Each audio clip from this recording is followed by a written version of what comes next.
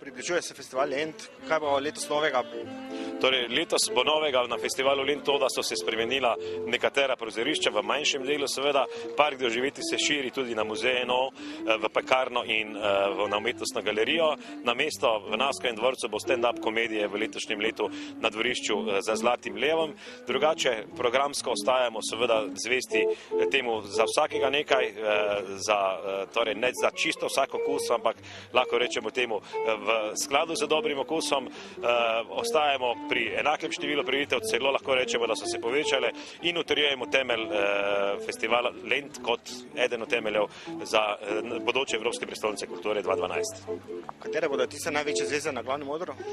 Zelo težko je to govoriti, ampak za mene bo seveda zanesljivo to Solomon Burke, bo to Keziah Jones, za koga drugega bo mogoče kdo drugi, med nami bo spet po dolgem času Đorđe Balašević z tamburaši, za koga še nismo slišali, niti videli in še marsikaj bi lahko naštevali. Najtežje pa je seveda izpostavljati zvezde, ker se na ta način naredi marsikateremu izvajalcu, pa mogoče tudi marsikateremu izvajalcu, ki mu pomeni zvezda kaj drugega, krivica, tako da ne bi želel preveč špekulirati za tem.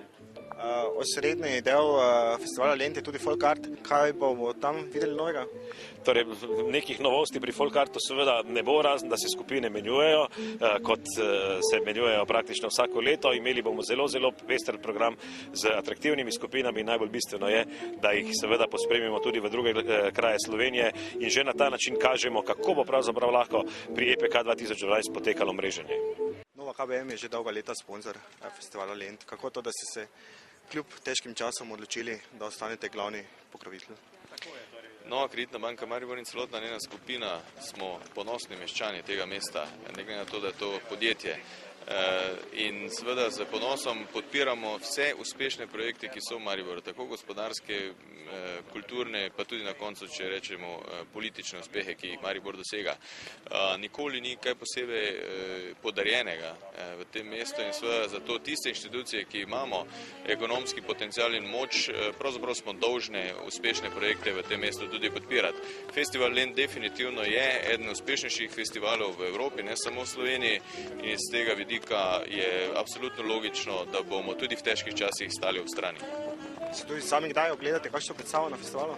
Seveda, zelo veliko krat, veliko imam sicer tudi službenih obveznosti na tem festivalu, glede na to, da je veliko naših klientov vabljenih sem tudi iz tujine, naših lastnikov iz tujine v zadnjem obdobju, seveda vsi so navdušeni nad tem, določene stvari pa si ogledam z ženo ali prijatelji.